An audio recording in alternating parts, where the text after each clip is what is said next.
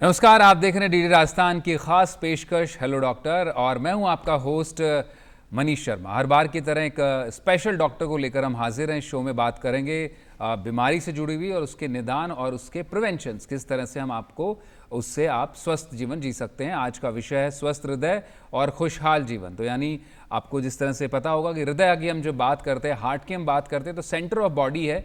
एक तरह से कहें कि माइंड, बॉडी एंड सोल जब जिस तरह से जो अलाइन करता है वो हमारा हृदय या हार्ट उसको अलाइन करता है और सबसे संवेदनशील एक अंग भी हमारा माना जाता है। लेकिन पिछले कुछ दिनों में आपने खास तौर पर सुना होगा, स्पेशली विशेष तौर पर बात करें तो कोविड काल के बाद तेज़ी से हार्ट डिजीज़ेस बढ़ने को देखने को मिले हैं। लोगों में समस्याएं गंभीरता से देखने को मिली। अचानक से हार्ट अटैक के केसेस भी अब लोगों में बुजुर्ग अवस्था में नहीं बल्कि कम उम्र में भी अक्सर अब देखने को मिल रहे हैं। तो क्या इसकी वजह है? कैसे आप हार्ट को, अपने हृदय को कैसे तंदुरुस्त रख सकते हैं, कैसे एक लंबा और खुशहाल जीवन जी सकते हैं, इस पर बात करने के लिए डॉक्टर शालिनी तोमर गरसा मेरे साथ इस कार्यक्रम में मौजूद होंगी, जो वरिष्ठ हृदय रोग विशेषज्ञ हैं। मैडम, बहुत बहुत स्वागत है आपका डीडी राजस्थान की इस खास पेशकश में। पहला सवाल मेरा आपसे यही होगा, जैसा मैंने अभी इंट्रो में भी कहा दर्शकों को लेकर के भी, आपने भी बतौर डॉक्टर एक्सपीरियंस किया होगा कि हार्ट डिजीज़ेस की जब बात आती है, जो इसको कार्डियोवास्कुलर डिजीज़ यानी सीवीडीज़ हम कहते हैं, तो पूरे दुनिया भर में एक तरह से कहें कि 60% बर्डन इस पूरे डिजीज़ेस का, जो कार्डियोवास्कुलर डिजीज़ेस हैं, उसका इंडिया पर है। यानी कि हमारे यहाँ बहुत गंभीरता से बीमारी फैल रही है। क्या वजह आप मानती हैं कि इतनी तेज़ी से हृदय रोग भारत में बढ़ रहा है? जी बिल्कुल, आपने सही कहा कि भारत में जो कार्डियोवास्कुलर डिजीज़ेस हैं वो काफ़ी तेज़ी से बढ़ रही हैं। काफ़ी सारे फैक्टर्स हैं जो इस चीज़ में कंट्रीब्यूट करते हैं। Most important factor is genetics. हमारा इंडियन का जेनेटिक्स भी इसी तरीके से है। जो ब्लड वेसल्स हैं उनका साइज़ हमारी हाइट के कंपैरेटिवली थिन होती हैं, तो उनमें प्लाक बनने की संभावनाएं ज़्यादा होती हैं, जल्दी प्लाक बनता है। फिर साथ ही में अभी इन दिनों में जो हमारा लाइफस्टाइल है उसमें काफ़ी चेंजेस आए हैं। लाइफस्टाइल हमारा सेडेंटरी हुआ है। जो डाइट है हमारा, जो डाइट में भी काफ़ी चेंजेस आए हैं। और एक जो बहुत ही इम्पॉर्टेंट फैक्टर और ऐड हुआ है इन दिनों में वो है स्ट्रेस। तो कुल मिला के हमारी genetics, lifestyle modification, dietary habits और स्ट्रेस, इन सब चीज़ों को मिला के जो इसका दुष्परिणाम हमारे हेल्थ पे यही आया है कि कार्डियक डिजीज़ेस काफ़ी तेज़ी से बढ़ती जा रही हैं। जी, तो आपका कहना है कि जो मल्टीपल रीजंस हैं वो उसके पीछे जिम्मेदार हैं, कोई एक खास वजह उसके पीछे जिम्मेदार नहीं है। हालांकि भारत में जो जेनेटिक्स है वो भी इसमें एक बड़ा इंपॉर्टेंट रोल प्ले करती हैं, जिस तरह से डॉक्टर शालिनी जी हमें बता रही हैं। मैडम, इससे अगला सवाल मेरा इसी से जुड़ा हुआ होगा कि जो इतनी बड़ी गंभीर बीमारी अब बनते जा रहा है, हर घर में या एक तरह से कहें कि हर दूसरे तीसरे इंसान से सुनने को मिलता है कि फला फला परिवार में या उसके रिश्तेदार में किसी ना किसी तरह के हार्ट का किसी इंसान में प्रॉब्लम है या किसी की मृत्यु उससे चलते हो गई है। तो परिवार की जब हम बात करें, हमारे आसपास माहौल की बात करें, तो क्या अर्ली सिम्टम्स हैं, कैसे पहचानें कि भाई अब जो है ये हार्ट के बीमारी में हम लोग इसकी जद में आ सकते हैं? क्या लक्षण क्या होते हैं, शुरुआती लक्षण? जी बिल्कुल, जो कार्डियक डिजीज़ें हैं वो काफ़ी समय पहले, कुछ समय पहले अब शरीर के अंदर कुछ प्रभाव दिखाना शुरू कर देती हैं। हमारे शरीर में कुछ ऐसे इंडिकेशंस मिलते हैं, तो अगर हम कॉशियसली अपने बॉडी को सुने तो ज़रूर हम उन सिम्टम्स को पहचान सकते हैं। जैसे कि सबसे इम्पॉर्टेंट तो है कि हमें जो हमारा बॉडी है उसमें बहुत ही जल्दी फटीग महसूस होने लगता है। कई बार ये सुनने में आया है कि जो पेशेंट्स हमारे ओपीडी में आते हैं वो कहते हैं कि हम पहले ये एक्टिविटी हम आराम से कर पाते थे, जैसे कि सपोज़ वॉक करना है कि हम 4 किलोमीटर पहले आराम से वॉक कर लेते थे, लेकिन आजकल जब हम वॉक करते हैं तो हम 1 किलोमीटर के बाद में ही शरीर में थकान महसूस करते हैं। तो ये जो फटीग है ये एक बहुत ही इम्पॉर्टेंट इंडिकेशन है जो हमारी बॉडी हमें देती है। साथ ही साथ कुछ सिम्टम्स हैं जैसे कि ब्रेथलेसनेस, इजी फटीगेबिलिटी और नोज़िया, वॉमिटिंग। कई बार पेशेंट को हार्टबर्न जैसे सिम्टम्स भी देखे गए हैं। तो जो पेशेंट हैं वो उसको मिस इंटरप्रेटेट करते हैं, उन्हें लगता है कि मे बी इंडाइजेशन की वजह से हो रहा है, लेकिन कई बार जो हार्ट डिजीज़ेस हैं वो हार्ट बर्न, इंडाइजेशन, इस फॉर्म में भी हमारे सामने अपेरेंट हुई है। तो हमें सबसे इम्पॉर्टेंट है कि लिसन टू योर बॉडी। आपकी बॉडी जो है वो आपको बताना चाहती है, वो आपको इंडिकेशन देती है। तो हमें अपनी बॉडी के जो सिम्टम्स हैं उनकी तरफ थोड़ा ध्यान देना चाहिए। एंड स्पेशली अगर फैमिली में कार्डियक डिजीज़ का हिस्ट्री है या फिर ब्लड प्रेशर या फिर डायबिटीज़, अगर इस तरह की बीमारी की फैमिली हिस्ट्री है तो फिर हमें एक्स्ट्रा कॉशियस होके और इन सब चीज़ों की तरफ ध्यान देना चाहिए। ठीक है, तो जिस तरह से मैम ने बताया कि क्या क्या चीज़ें हैं जिन पर हमें गंभीरता से सोचना चाहिए, चाहे वो खान पान है, लाइफस्टाइल है या फिर हमारी शारीरिक बनावट है, उसमें अगर कोई अंतर आता है और अगर भले ही आप चहलकदमी में भी अगर आप पहले के मुकाबले थकावट आपको दिखाई पड़ रही, तो शुरुआती इंडिकेशन जिनको आप समझ के अंदाज़ा लगा सकते हैं कि किस किस तरह से बदलाव आ रहे हैं, क्या वो संकेत करते हैं कि आपको कोई हार्ट की प्रॉब्लम हो सकती है। तो इस पर सोचने की ज़रूरत है, इस पर ध्यान देने की ज़रूरत है और अब ज़्यादा इस पर बात करेंगे और रिस्क फैक्टर्स को लेकर के और प्रिवेंशन को लेकर पहले नंबर हम दर्शकों को बता देते हैं। मैडम, हमारा नंबर है 0141-270-4098, 270-4999। ये दोनों ही हमारे नंबर्स हैं जिन पर आप सीधे कॉन्टैक्ट कर हमसे संपर्क साध सकते हैं और डॉक्टर शालिनी जी से आप सीधे सवाल कर सकते हैं। अगला सवाल मेरा मैम आपसे होगा कि जो रिस्क फैक्टर्स हैं उस पर मैं थोड़ा सा आना चाहूँगा, क्योंकि अब ये समस्या ऐसी हो गई कि डायबिटीज़ कैपिटल तो पहले से कहा जाने लगा इंडिया, और अब जैसे एक रिपोर्ट का भी मैंने जिक्र किया कि 60% ऑफ हार्ट डिजीज़ का बर्डन वो अकेले इंडिया से है पूरी दुनिया में। तो यानी एक बड़ी गंभीर बीमारी अब यहाँ पे बनते जा रहा है। तो रिस्क फैक्टर्स क्या हैं, क्योंकि अभी एक बड़ी उम्र वालों की समस्या नहीं है, अभी 30s में 40s में भी बड़ी समस्या बनकर आ रही है। जी बिल्कुल, आपने सही कहा। और वास्तव में जो हार्ट डिजीज़ेज़ हैं वो हमारे देश में एक काफ़ी बड़ी समस्या के रूप में उभर रहा है। तो हम सबको मिलजुल के इस समस्या से निदान पाने के लिए साथ में आने की ज़रूरत है। डॉक्टर्स के साथ साथ में हम घर पे भी अपना ध्यान रखें, अपने सिम्टम्स को पहचानें, अपने फैमिली में अगर कोई हार्ट डिजीज़ेज़ या इस तरीके के कोई डिजीज़ेज़ की हिस्ट्री रही है पहले से, तो एक्स्ट्रा कॉशियस रहें। तो जैसा कि आपने पूछा कि क्या क्या रिस्क फैक्टर्स हैं जो इसमें एट्रीब्यूट करते हैं, तो बिल्कुल जो इसके रिस्क फैक्टर्स हैं, तो मैंने जैसा बताया सबसे बड़ा और इम्पॉर्टेंट रिस्क फैक्टर है जेनेटिक्स। अगर फैमिली हिस्ट्री है तो we should be extra cautious. And then diabetes, hypertension. अगर डायबिटीज़ है तो हार्ट डिजीज़ होने का जो खतरा है वो कम से कम डबल हो जाता है।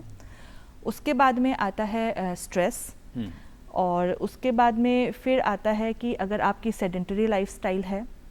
और एक चीज़ और जो हमने अभी नोटिस किया है, देखा है, अगर हमारा स्लीप प्रॉपर नहीं है, अगर हमारा जो नींद है वो हम अच्छे से नहीं ले पा रहे हैं, पूरे दिन भर का जो स्ट्रेस है उसकी वजह से अगर हम तनाव में रहते हैं, तो ये चीज़ भी काफ़ी बड़ा इसके ऊपर प्रभाव डालती है। और आजकल की यूथ के हिसाब से मैं कहूँ तो smoking is a very big factor. तो we should avoid smoking at any cost if you want to live a healthy life. तो स्मोकिंग और अल्कोहल को भी एक बड़ा रीज़न मानती हैं जो आजकल की लाइफस्टाइल में शामिल हुआ है, और कहीं ना कहीं स्ट्रेस से भी उसका जुड़ाव है, और जो कपल्ड विद ये जो हैबिट्स हैं, बैड हैबिट्स हैं, स्मोकिंग और अल्कोहल, उसकी वजह से ये समस्या अब गंभीर बनती जा रही है। मैं यही कहना चाहूँगी कि ये जो रिस्क फैक्टर्स हैं, कहीं ना कहीं ये कुछ रिस्क फैक्टर्स जो हैं जो लाइफस्टाइल से जुड़े हुए हैं वो आपस में इंटरकनेक्टेड हैं, बिल्कुल, और जिनसे बचा भी जा सकता है, जिन पर ध्यान रख के बचा भी जा सकता है। क्योंकि जेनेटिक्स मान लीजिए आपको मिला है, आपने जो चीज़ें आपके हाथ में नहीं है, जिन चीज़ों को हम अवॉइड नहीं कर सकते, तो उनके अलावा जो चीज़ें हमारे हाथ में हैं, एक हेल्दी लाइफस्टाइल को अडॉप्ट करके हम अपने आप को हेल्दी बना सकते हैं। तो डेफिनेटली जो चीज़ें हम अवॉइड कर सकते हैं वो बिल्कुल अवॉइड करना चाहिए। बिल्कुल। तो मैम इसी से जुड़ा भी एक अगला सवाल भी मैं आपसे लेना चाहूँगा कि ऑनसेट कैसे होता है, किसी भी हार्ट डिजीज़ का ऑनसेट कहाँ से होता है? आपने बताया कि मान लीजिए कि पहले आपको अगर 2 मंजिल की सीढ़ी चढ़कर जा रहे थे, आप आधा 1 किलोमीटर वॉक कर रहे थे, आपको कोई दिक्कत नहीं आ रही थी, लेकिन अब सांस फूलने लगती है, तो क्या सिम्टम है, डायरेक्ट सिम्टम की किसी तरह के हार्ट पर अब बोझ पड़ने लगा है, आपको चेत जाना चाहिए, या कुछ और भी चीज़ें इसके साथ में अलाइन होती हैं कि वो 2-4 सिम्टम्स है जिनके साथ में ऑनसेट होती है किसी भी हृदय की समस्या का? जी बिल्कुल, कई बार जो हार्ट डिजीज़ के सिम्टम हैं वो एक टिपिकल फॉर्म में प्रेजेंट करते हैं, लेकिन मनीषी मैं ये भी कहना चाहूँगी कि कई बार कुछ साइलेंट सिम्टम्स भी होते हैं। तो कई बार अगर मैं सिर्फ कुछ पर्टिकुलर 5-6 सिम्टम्स मैं बता दूँ कि वो अगर आपकी बॉडी के अंदर अपेरेंट हैं तो हार्ट डिजीजेज होगी, वो ठीक है, बट कई बार कुछ ऐसे साइलेंट सिम्टम्स भी होते हैं।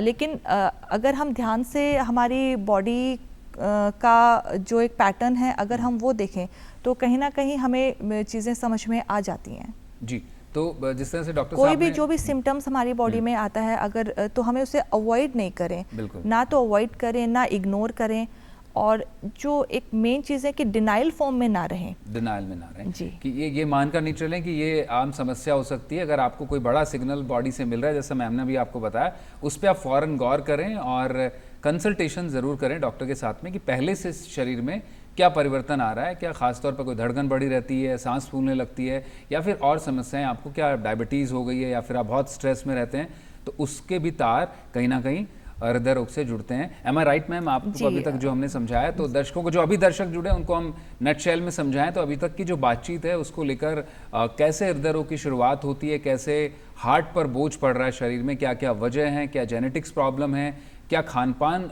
इसके पीछे एक बड़ा वजह होकर आ रहा है, और ख़ासतौर पर जो एक वर्किंग लाइफस्टाइल है वो भी कितना बड़ा रोल इसमें प्ले कर रही है, इस पर डॉक्टर शालिनी तोमर जी ने जवाब दिया।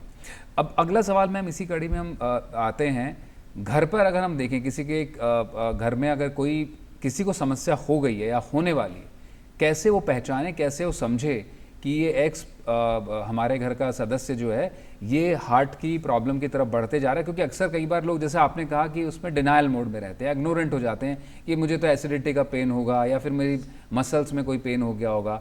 तो क्या ये वाकई कई बार एसिडिटी मसल्स के पेन होते हैं, या फिर उसको कैसे डिफ्रेंशिएट किया जाए ताकि समय रहते उसका इलाज ले सके इंसान? जी देखिए, अगर हम घर पे हैं और अगर हमारे घर के किसी सदस्य को सिम्टम्स आ रहे हैं, जैसे कि मैंने बताया कि इजी फटीग होता है बॉडी के अंदर, अगर आपको साथ में नोज़िया वोमिटिंग हो रही है, चेस्ट पेन है या चेस्ट हैवीनेस है, या फिर अनइजीनेस है बॉडी में। कई बार चेस्ट पेन के साथ साथ में या चेस्ट पेन ना होके हमें आर्म में पेन होता है, आर्म, चिन, नेक, इवन बैक, यहाँ पे भी हमें जकड़न जैसा महसूस हो सकता है, पेन हो सकती है, कोल्ड स्वेट्स आ सकते हैं। हम गर्मी में नहीं हैं, हम एक प्लीजेंट एनवायरनमेंट में घर में बैठे हैं, but still we are having sweating. कई बार गिडीनेस के सिम्टम्स भी आते हैं, और इनडाइजेशन, हार्टबर्न, इस तरह के सिम्टम्स भी आते हैं। तो अगर आप की फैमिली हिस्ट्री है, या फिर कोई ना कोई रिस्क फैक्टर है, या फिर अभी कुछ आपका स्ट्रेसफुल लाइफ चल रहा है कुछ टाइम से, तो इन सिम्टम्स को बिल्कुल इग्नोर नहीं करना चाहिए और अपने डॉक्टर से ज़रूर कंसल्ट करना चाहिए। बिल्कुल, तो इन सिम्टम्स को जो डॉक्टर साहब ने बताया उनको बिल्कुल इग्नोर नहीं करना, और अगर है तो परिवार से बात करें और फ़ौरन डॉक्टर का कंसल्टेशन लें। फिर से हम यही मशवरा डॉक्टर साहब दे रही है। कॉलर हमारे साथ हैं मैम, और उनसे भी सवाल लेंगे। जी, अपना नाम बताइए और क्या सवाल पूछना चाहेंगे आप? मेरा नाम सागर मल है, झुंझुनू के पातू से बोल रहा हूँ। और प्रश्न ये है कि इसका वो मतलब आवाज कैसे आवाज हो रही है, बहुत होता है। क्या उम्र है सर आपकी? 70 साल? हाँ जी। ठीक है, ठीक है मैम, वही एक आम सवाल जो आजकल काफ़ी इंसान काफ़ी लोग पूछ रहे हैं और जिससे घबराहट भी रहती है, क्योंकि इस तरह के केसेस देखने में आ रहे हैं कि एक्सरसाइज करते करते हार्ट अटैक आ गया और चल बसा, कोई गाड़ी चला रहा था तो हार्ट अटैक आ गया, या फिर अच्छे खासे फिट, मतलब इनफैक्ट आपकी फिटर्निटी से भी इस तरह के केसेस आएंगे जहां डॉक्टर्स खुद हार्ट अटैक के शिकार हुए हैं और कम उम्र में। तो जो सर का जो सवाल है, हमारे दर्शक का सवाल है, बड़ा इंपॉर्टेंट सवाल है, आज की तारीख में सभी के जहन में उमड़ रहा है। वो भले उम्र उनकी 70 साल है, लेकिन ये जवान लोगों का भी सवाल है कि कैसे आभास कैसे हो, कि कैसे पहचान ले हम कि भाई अब हम इसके जद में आ सकते हैं, ये समस्या मुझे घेर सकती है, घेर लिया है। जी मनीष जी, जैसा कि अभी यही देखा गया है, हम जिसका हमने ये सुना है कि बिल्कुल हेल्दी लाइफस्टाइल था और वर्कआउट करते हुए किसी को सडन कार्डियक डेथ हुआ है या अटैक आया है, तो इसमें एक्चुअली बिल्कुल सडन जैसा चीज़ नहीं होता। आपकी बॉडी कहीं ना कहीं आपको इशारा कर रही होती है 2 दिन पहले या 3 दिन पहले इंटरमिटेंट सिम्टम्स भी आ सकते हैं बॉडी में, बॉडी के अंदर, जैसा कि मैंने बताया अनईजीनेस है या हार्ट बर्न है, इंडाइजेशन है, या फिर वीकनेस है बॉडी के अंदर, इजी टायर्डनेस है बॉडी के अंदर। ये सिम्टम्स बॉडी दिखाती है, कम से कम 2-3 दिन पहले से ये बॉडी ये सिम्टम्स दिखाना शुरू कर देती है। तो जैसा कि मैंने कहा कि be watchful towards your body, listen to your body. So your body is giving you indication, तो उस चीज़ को हमें बिल्कुल सीरियसली लेना चाहिए। और साथ ही साथ मैं कहूँगी कि जैसे आजकल हॉस्पिटल्स के अंदर जो हेल्थ चेकअप्स का जो सिस्टम बना हुआ है, तो वो एक काफ़ी अच्छी चीज़ है। अगर एक पर्टिकुलर हम लाइक आफ्टर 30, तो मैं सजेस्ट करूँगी कि ईयर में एक बार हमें अपना बॉडी चेकअप ज़रूर करवाना चाहिए। तो एक बार बॉडी का बेसिक स्क्रीनिंग होना चाहिए। कई बार ऐसे होता है कि ओपीडीज़ में, हॉस्पिटल में हमारे पेशेंट्स आते हैं और वो किन्हीं के फ्रेंड ने या अड़ोस पड़ोस में किसी ने हेल्थ पैकेज लिया, तो out of curiosity they are like कि चलो हम भी अपना ये रूटीन टेस्ट करवा लेते हैं। बट कई बार रूटीन टेस्ट में कई चीज़ें हमारी पकड़ में आती हैं, तो टाइम रहते चीज़ें पकड़ में आती हैं, तो उसका जो निदान है वो अच्छी तरह से होगा और आपकी जो बॉडी है उसकी का जो सर्वाइवल है, लॉन्गेटिविटी है, वो इंक्रीज़ होगा। और स्पेशली हार्ट डिजीज़ में तो यही कहा गया है कि टाइम इज़ मसल। मतलब हम जितना जल्दी हार्ट अटैक का पेशेंट अगर है, तो जितना जल्दी उसका इंटरवेंशन हो जाए, जितना जल्दी वो हॉस्पिटल में आके उनका ट्रीटमेंट स्टार्ट हो जाए, तो हम जो कार्डियक मसल्स हैं उनको हम सेव कर सकते हैं। और कार्डियक मसल्स अगर इंटैक्ट रहेंगी, उनमें कोई डैमेज नहीं होगा, तो एक हेल्दी लाइफस्टाइल हम जी सकते हैं even after undergoing cardiac attack. ठीक है, तो ये एक तरह से एक पिक्चर आपने बताई मैम कि जब जो सिनेरियो हो सकते हैं उन सिनेरियो से किस तरह से बचा जा सकता है। एक तो हेल्थ चेकअप अपना स्क्रीनिंग रूटीन में कराएं 30 साल के बाद ही कम से कम, और अगर आप 40-50 है तो कम से कम 6 महीने में एक बार जिस तरह से डॉक्टर्स एडवाइस करते हैं वो करा ही लेना चाहिए, ताकि कोई ना कोई पैरामीटर्स आपको समझ आएंगे कि वेदर आपका कोलेस्ट्रॉल गड़बड़ है या फिर बाकी आपके दूसरे पैरामीटर्स किस तरह से लिपिड प्रोफाइल में गड़बड़ा रहे हैं, तो उनके आधार पर लोग समय रहते निदान ले सकते हैं। मैम, इसी से जुड़ा हुआ सवाल ये है कि मान लीजिए किसी को फैमिली में या फिर किसी आसपास में किसी दफ्तर में अचानक हार्ट स्ट्रोक हुआ है या फिर अचानक से सडन कार्डियक अरेस्ट हुआ है, तो अब सबसे पहले लोगों को क्या करना चाहिए?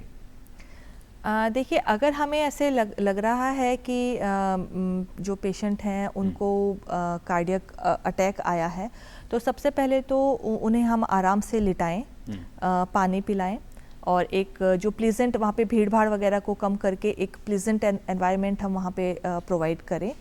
और अगर उनके सिम्टम्स से, उनके फैमिली हिस्ट्री से या उनकी खुद की हिस्ट्री से अगर हमें ऐसा लगता है कि कार्डियक डिजीज़ ही है, इनको हार्ट अटैक ही आया है, तो हम उन्हें एक सॉर्बिट्रेट की टैबलेट दे सकते हैं, जो कि सबलिंगुअल जीभ के नीचे रखने वाली टैबलेट होती है।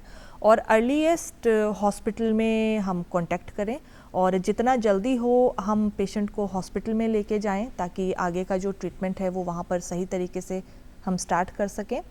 और साथ ही साथ मैं एक बात और कहना चाहूँगी कि CPR की जो ट्रेनिंग है वो मुझे लगता है कि हमारे जितने भी इंस्टीट्यूट्स हैं, तो वहाँ पे CPR की ट्रेनिंग के कैंप्स लगाए जाने चाहिए। और मैं समझती हूँ कि सभी एडल्ट्स को CPR करना तो आना ही चाहिए, क्योंकि हम किसी भी इमरजेंसी में किसी को CPR देके और हम ज़िंदगी बचा सकते हैं। जो बिल्कुल मैम, मैं कहीं ना कहीं आपने बहुत अच्छा हुआ ये इस बात को आपने खुद ही इसका जवाब दे दिया। मैं इसी पर आने वाला था कि लोगों को फर्स्ट एड की प्रैक्टिसेस में क्या क्या शामिल होना चाहिए। CPR एक बहुत बड़ी उसमें है कि जो जान बचा भी सकती है और उसके अभाव में जान जा भी सकती है। इस पर भी मैं आपसे बात करूंगा। एक और कॉलर हमारे साथ जुड़ गए हैं। जी, अपना नाम बताइए और मैडम से सवाल पूछिए। जी जी जी,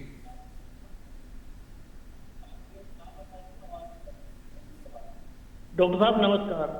नमस्ते। मैं रामधन महावर बोल रहा हूँ, कोटा राजस्थान से।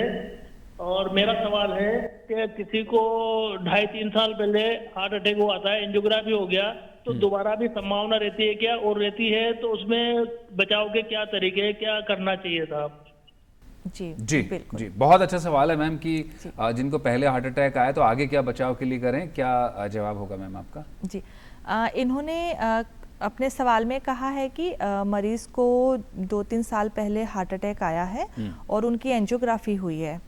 तो हो सकता है उनकी एंजियोप्लास्टी हुई हो, शायद वो हाँ, एंजियोप्लास्टी शायद कहना चाहिए। एंजियोग्राफी हाँ, जांच बिकॉज होती है उससे, एंजियोग्राफी, जी। हाँ, angiography is a diagnostic procedure जिसे हम कहते हैं कि ये जांच है, और उसके बाद में जो उसका ट्रीटमेंट है वो एंजियोप्लास्टी है। बिल्कुल। तो अगर पेशेंट की एंजियोप्लास्टी हुई है तो फर्स्ट ऑफ ऑल एंजियोप्लास्टी होने के बाद में या हार्ट अटैक आने के बाद में कुछ मेडिसिन्स हैं जो कि डॉक्टर पेशेंट की स्थिति को देख के और डिस्चार्ज के टाइम पे जब हम पेशेंट को हॉस्पिटल से रिलीव करते हैं तो कुछ पर्टिकुलर मेडिसिन्स हैं जो उनको दी जाती हैं ताकि फर्दर अटैक्स को हम प्रिवेंट कर सकें और उनके जो भी उनका प्रॉब्लम्स हैं, कॉम्प्लिकेशंस हैं, उनको अवॉइड किया जा सके।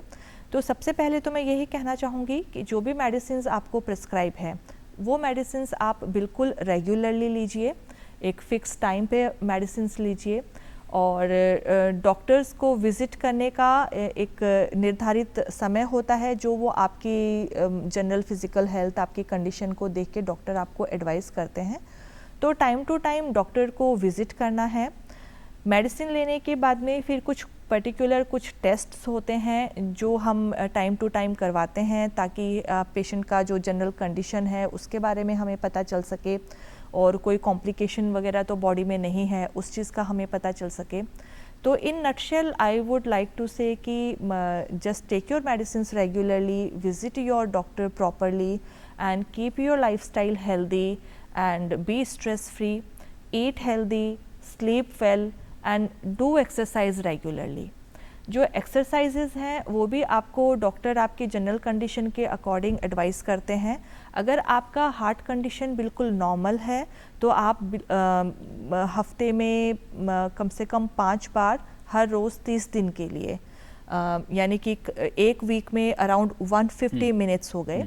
तो ये एक मेडिकली प्रूवन थिंग है कि if you workout 150 minutes a week then you can prevent your heart diseases.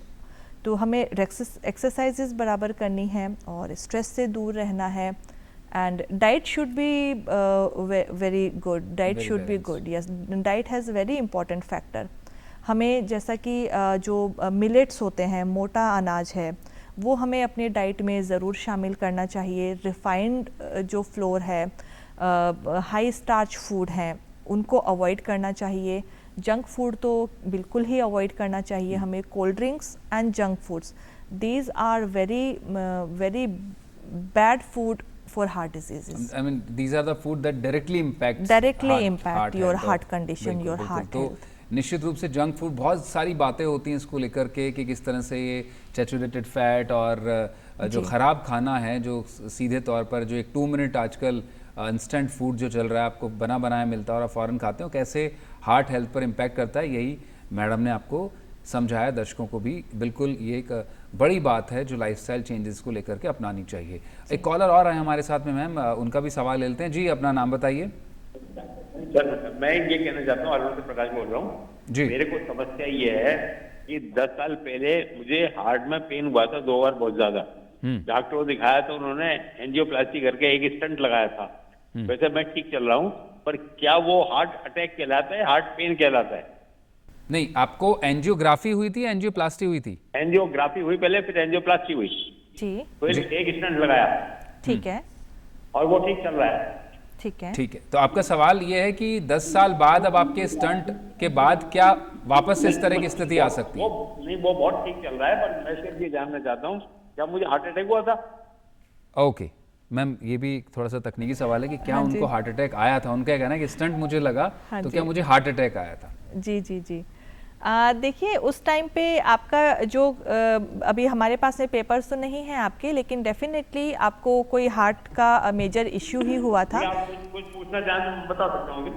हाँ जी, हाँ जी, नहीं बिल्कुल, आपका जो एंजियोग्राफी हुई है, फिर आपकी एंजियोप्लास्टी हुई है और पहले आपको हार्ट का प्रॉब्लम हुआ था, लेकिन एंजियोप्लास्टी होने के बाद में पिछले 10 साल से आप बिल्कुल ठीक चल रहे हैं, तो ज़रूर आपको कार्डियक इवेंट ही हुआ था जिसका कि इलाज कर दिया गया उस टाइम डॉक्टर के द्वारा, और अभी आप अगर मेडिसिन रेगुलर ले रहे होंगे तो आपका बिल्कुल ठीक चल रहा है। तो बिल्कुल बिल्कुल नहीं, हम यही कामना करते हैं आप स्वस्थ जीवन जिएं, और बिल्कुल आप अपना मेडिसिन को रेगुलर रखें, अपने हार्ट चेकअप्स रेगुलर रखें, और आप अपने जो डॉक्टर हैं तो उनके पास में आप टाइम टू टाइम विजिट करते रहें। एक आशंका भी थी मैम कि क्या मैं कभी दोबारा इसका शिकार हो सकता हूँ, वो भी एक आशंका इन्होंने सवाल में जताई है। तो क्या उस तरह की कोई आशंका है कि 10 साल बाद आप स्टंट लगा और इनका जीवन अच्छा चल रहा है, क्या कभी वापस कोई रिस्क फैक्टर हो सकता है इस तरह का?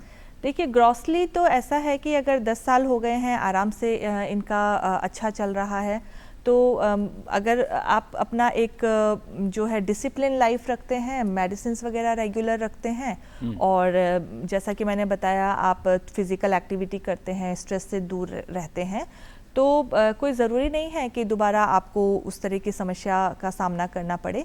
लेकिन फिर भी मनीष जी, सबका शरीर अलग होता है और सबके जो शरीर हैं उनके प्रेजेंटेशंस अलग होते हैं, तो हम अपने तरफ से ये जो चीज़ कर सकते हैं जो हमारे हाथ में है वो यही है कि एक हेल्दी लाइफस्टाइल जिएं और अपना ध्यान रखें, मेडिसिन वगैरह रेगुलर लें और वर्कआउट करें। जो कोर्स ऑफ जो ड्यू कोर्स ऑफ जो मेडिकल प्रोसेस है उसको अपनाते रहें, दवाइयाँ समय पर लेते रहें, डायग्नोस अपना कराते रहें। तो उम्मीद करते हैं आपको अपने सवाल का पूरी तरह से मुफीद जवाब मिला होगा।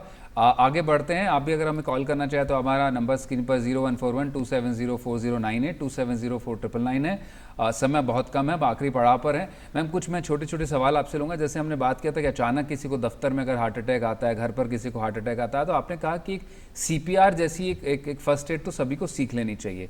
उसके साथ साथ मेरा आप सवाल ये भी है कि जैसे आपने बताया कि सॉर्बिटॉट की एक मेडिसिन हम उस वक्त पे किसी भी पेशेंट को दें ताकि वो उस वक्त पे और फ़ौरन उसको अस्पताल लेके जाएं, तो क्या किसी तरह का एक कोई कॉम्बिनेशन ऑफ मेडिकेशन भी है कि जो हर आदमी को अपने घर पे रखना चाहिए, अपने दफ्तर में रखना चाहिए, या फिर मैं कहूँ कि वो खुद अगर अकेला ट्रैवल कर रहा है तो भी रखना चाहिए, कि सडन जो इस तरह के आजकल केसेस आ रहे हैं तो उसमें एक फौरी तौर पर बचाव हो सके और वो अपना इलाज लेने के लिए समय पर पहुँच सके वहाँ पर? क्या इस तरह की कोई व्यवस्था है? जी देखिए, इसमें सबसे इम्पॉर्टेंट फैक्टर तो यही है, जैसा कि मैंने बताया कि टाइम इज़ मसल। हम जितना जल्दी हॉस्पिटल में पहुंचेंगे तो उतना अच्छा हमारा रिकवरी होगा, हम अपना कार्डियक मसल्स को उतना अच्छे से प्रिजर्व कर पाएंगे। लेकिन जब तक कि हम हॉस्पिटल में नहीं पहुंच जाते हैं और हमें क्लियर कट ऐसा आभास हो रहा है, स्पेशली अगर फैमिली हिस्ट्री मैं कहना चाहूँगी कि कार्डियक डिजीज़ का या डायबिटीज़ का या ब्लड प्रेशर का है, तो डेफिनेटली कुछ मेडिसिन्स हैं जो हमें अपने पास में हमेशा रखनी चाहिए। सॉर्बिट्रेट की टैबलेट उनमें से एक है और एक इकोस्प्रिन की टैबलेट है।